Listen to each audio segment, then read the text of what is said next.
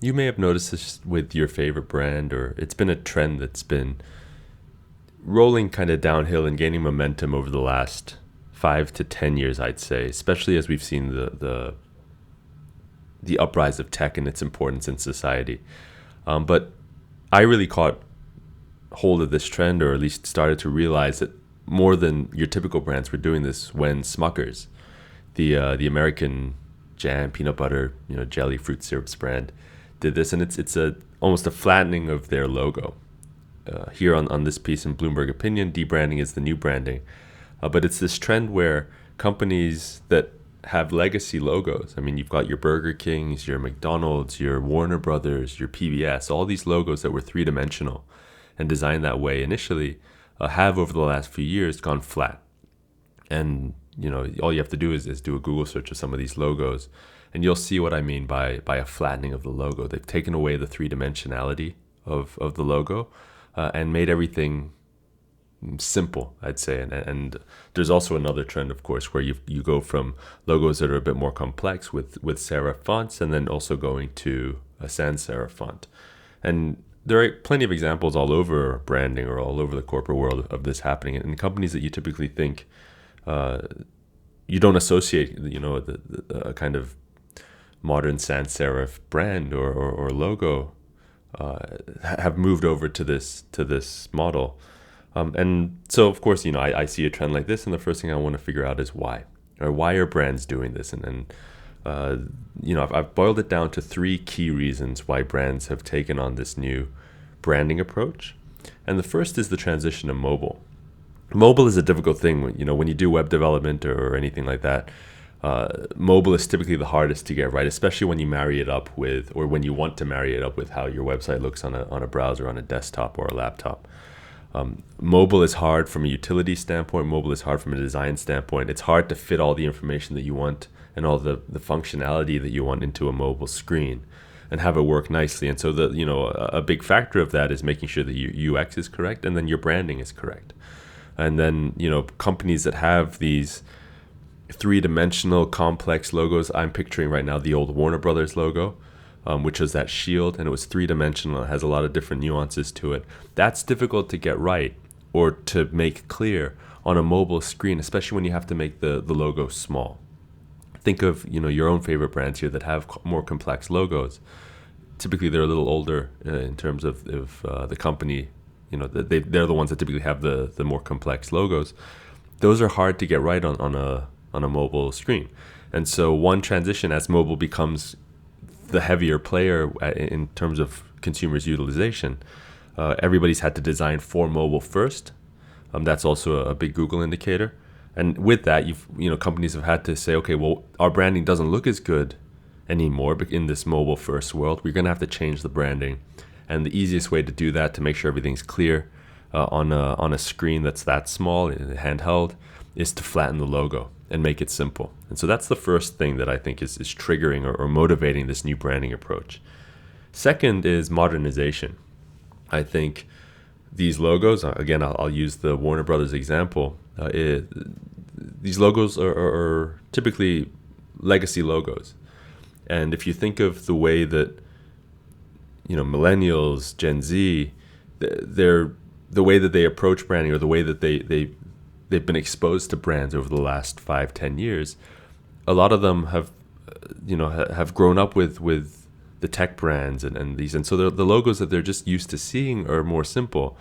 And companies actually make a big point of saying that a company in itself is a lot more than just the brand, or the logo, that is, and the brand is a lot bigger than that. I mean, you think of a Starbucks or company like that, it's a lot more than whether you see the logo or that you see the words, the script. It doesn't matter.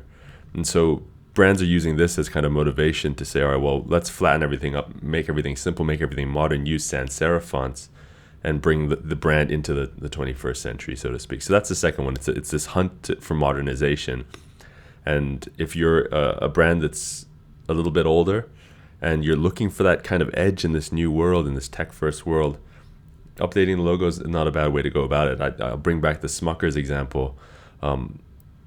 I've known that brand for since I was growing up, and it hadn't really come to mind at all. I mean, in terms of I work with brand and marketing every single day. Smuckers isn't one that comes to mind all the time, but when they announced that they had changed their logo to this kind of flat, it looks like a tech company logo. At first I thought, oh, that's an interesting move, but in coming up with ideas for this recording, that was one of the first brands that came to mind. So it obviously left an impression on me, in some way, positive or negative, it doesn't really matter. It left an impression in my mind, this new logo. So there's definitely a hunt for modernization, point two. The last point is that we as a society take from two places, I'd say, especially in the last 5-10 years, in terms of where we draw inspiration artistically. And then I'd say those two places are fashion, and I'd say the other place is technology. Those are the places where the most prominent brands are in our ecosystem, so to speak. Tech companies are in our face every single day, and so what they do from a branding standpoint influences the rest of society inevitably. I mean, these are the brands that we deal with and we touch every single day.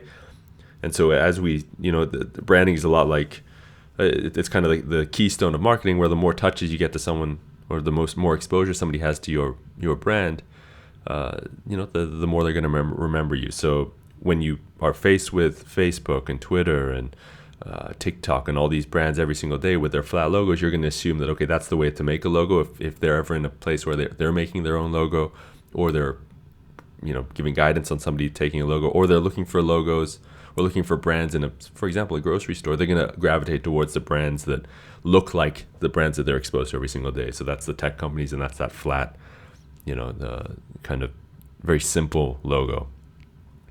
You can actually see that with the evolution of tech brand logos themselves. I mean, the way that the Facebook logo today looks is different than it used. So this is pre-Meta. The Meta logo is very simple. Pre-Meta, the Facebook logo changed from like the blocky lowercase Facebook text to an uppercase, very simple sans serif, a lot of spacing Facebook text that it really encompasses everything that we're talking about, which is that hunt for simplicity, the hunt for clarity, the hunt for mobile first, and that pre-Meta Facebook logo is a testament to all those points. Now, so we borrow from technology. We look to technology as for guidance, especially thinking in a mobile first world. The second place we look to for inspiration, I think, and we look to in terms of who we hold up as kind of bastions of what is cool or what is what is influential, is fashion. And you'll notice, I think, nearly all the major fashion houses, the major fashion brands, have gone to a flat logo over the last years. And I'll layer on top of that, they've even gone black and white in most cases. Very, very simple. You think of the old Yves Saint Laurent logo, which was that serif kind of text that was I wouldn't say messy, but it was definitely older in its feel. It was definitely a heritage kind of logo.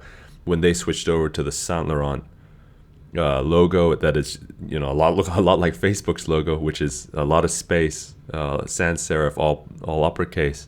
You've got brands like Berluti, all these other brands that are doing the same thing. Xenia pre-IPO today changed their branding they actually kept to a serif font, but it's very blocky, very simple, and speaks again to this hunt. These companies are trying to modernize. They're trying to be tech first, mobile first. And if the two places that we look to as companies, as businesses, is technology and fashion for what is cool, inevitably we were all going to go to a place where, okay, we've probably got to flatten our logos and get simple and get mobile first or small screen size first in terms of utilization. So this is something that I think we're going to see for at least the next few years, if not the next decade or so. The things with logos, that they're like fashion in that they come in and out of style. Different styles come in and out of style. It's cyclical.